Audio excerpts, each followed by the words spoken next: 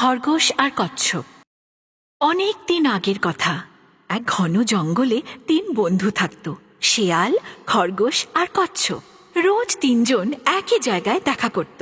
শেয়াল আর খরগোশ সব সময় আগে পৌঁছতো, কিন্তু কচ্ছপ সর্বদা দেরি করে আসতো। খরগোশ রোজ কচ্ছপকে নিয়ে ঠাট্টা করত। একদিন, আরে তুমি কত অলস দেখছো, আমার মতন জোরে চলার চেষ্টা করো। খরগোশের এইসব কথা শেয়ালের মোটেই ভাল লাগতো না। এই, ওকে এ ধরনের কথা বলো না। সত্যি কথা বলতে কি, তুমি ওকে দৌড়ে কখনো হারাতে পারবে না। এই কচ্ছপ আমাকে কি হারাবে? আচ্ছা, এত অহংকার। এসো একটা দৌড়ের প্রতিযোগিতা করি, দেখি তাতে কে জেতে। খরগোশ আর কচ্ছপ তাতে রাজি হয়ে গেল। তারা দৌড় শুরু করার আর শেষ করার স্থান নিশ্চিত করে ফেলল। প্রতিযোগিতা শুরু হয়ে গেল।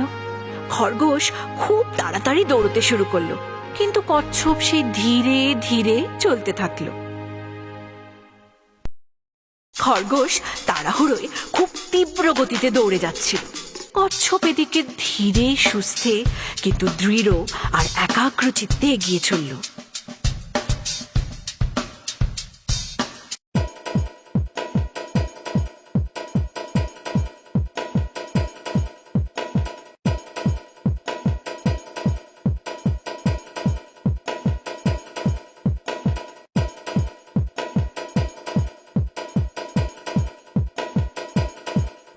কিছুক্ষণ পরে খরগোশ হাঁপিয়ে উঠল। সে পেছনে তাকিয়ে দেখল, কিন্তু কচ্ছপকে কোথাও দেখতে পেল না। তখন খরগোশ ভাবল, ও কখনোই আমাকে হারাতে পারবে না, একটু জিরিয়ে নি।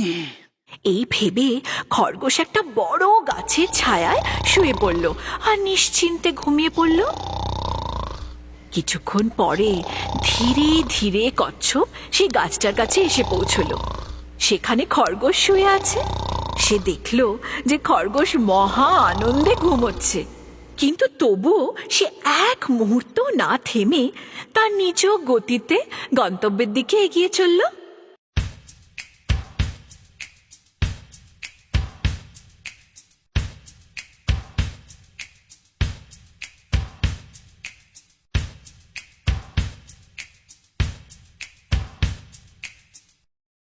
অবশেষে সে তার গন্তব্যস্থলে পৌঁছে গেল। সব পশুরা ওকে অভিনন্দন জানালো। অবশেষে তুমি দেখিয়েই দিলে, কিন্তু খরগোশের কি হলো? অনেকক্ষণ বাদে খরগোশ মশাইয়ের ঘুম ভাঙল। পেছনে তাকিয়ে দেখলো, কিন্তু তাও কচ্ছপকে আর দেখতে পেল না। ওই অলস কচ্ছপটার টিকিটাও দেখা যাচ্ছে না, আমাকে আর কে হারাতে পারে? ও তখন গন্তব্যস্থলের দিকে দৌড়তে শুরু করলো।